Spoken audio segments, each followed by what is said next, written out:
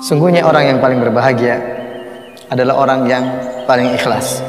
Semakin dia meningkatkan keikhlasannya, maka semakin dia akan berbahagia.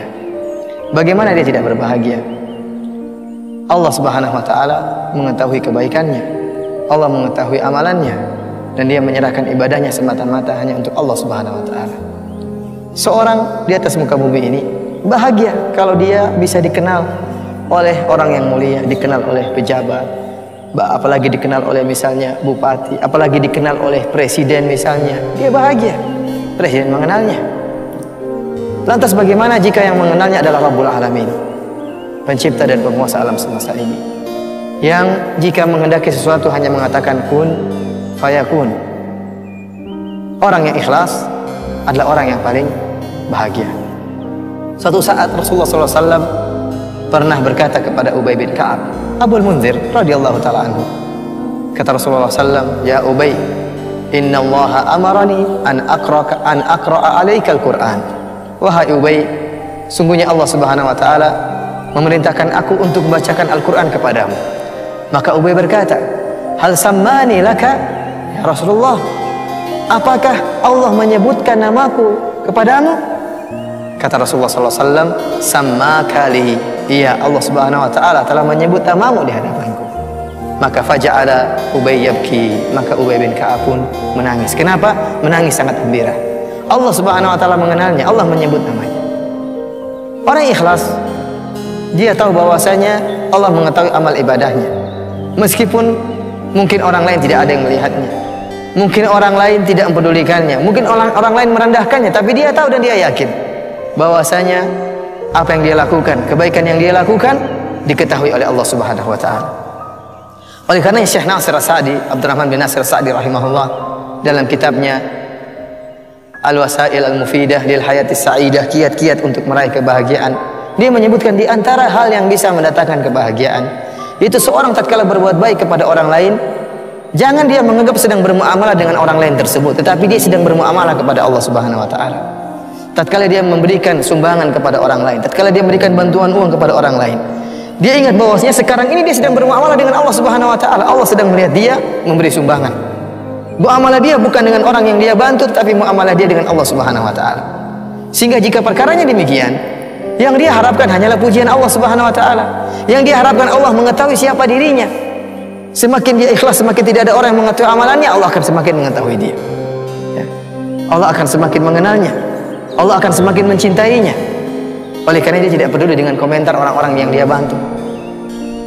Dia tidak peduli dengan komentar orang lain. Dan syiarnya sebagaimana orang-orang yang bertakwa yang Allah sebutkan dalam Al-Quran, innama nut'imukum liwajhillah, tidak akan merendahkan derajatnya. Yang penting dia baik di hadapan Allah Subhanahu wa taala. Benar-benar konsentrasi dia bahwasanya dia bermuamalah dengan Allah Subhanahu wa taala. Karenanya para pemirsa yang dirahmati oleh Allah Subhanahu wa taala, di antara 7 golongan yang akan Allah naungi pada hari kiamat kelak, ada 2 orang yang ikhlas. Ya, yang Allah menyebutkan atau Rasulullah SAW sebutkan tentang ciri khusus mereka itu ikhlas. Yang pertama kata Nabi SAW, rajulun tasaddaqa biyaminihi fa akhfaha hatta la ta'lama shimaluhu ma tunfiqu yaminuhu. Itu seorang dia berinfak dengan tangan kanannya, kemudian dia sembunyikan sampai-sampai tangan kirinya tidak mengetahui apa yang diinfakkan oleh tangan kanannya. Dia bahagia tatkala dia tahu bahwasanya hanya Allah yang mengetahui amalan dia. Ya. Dia tidak pedulikan komentar orang lain. Bahkan dia sengaja menyembunyikan amalannya agar yang mengetahui hanyalah Allah Subhanahu wa taala. Dia tidak butuh pujian orang lain. Yang kedua kata Nabi SAW di antaranya, rajulun dzakarallaha khaliyan fafadat ainah.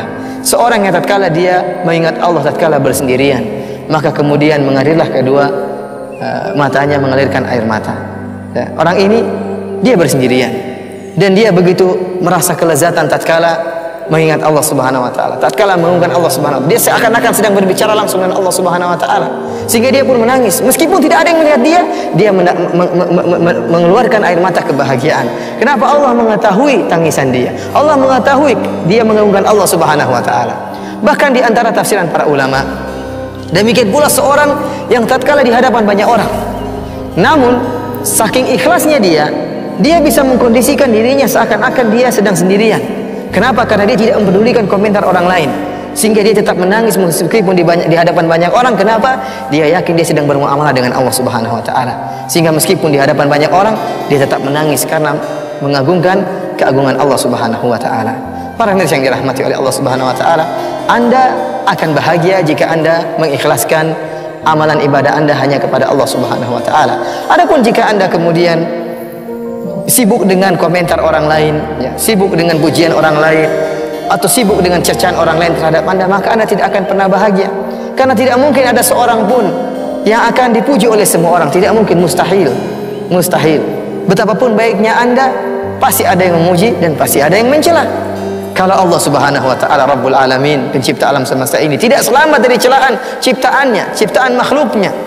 Mereka mengatakan yadullahi maghlulah. Orang-orang Yahudi mengatakan bahwasanya tangan Allah terbelenggu. Mereka mengatakan innallaha faqir wa nahnu aghniya. Sungguhnya Allah Subhanahu wa taala miskin dan kamilah yang kaya.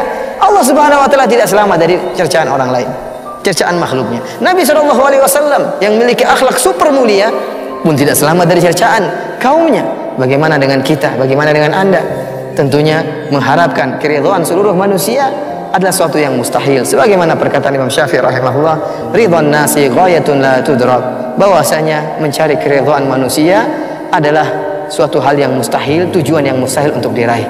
Karenanya, ya, ikatkan hati Anda hanya kepada Allah Subhanahu wa taala. Yakinlah bahwasanya Anda sedang bermuamalah dengan Allah Subhanahu wa taala, maka Anda akan bahagia karena Allah yang akan bahagiakan Anda dan Anda tidak akan pedulikan komentar manusia. Wallahu taala alam bisawab. Wassalamualaikum warahmatullahi wabarakatuh.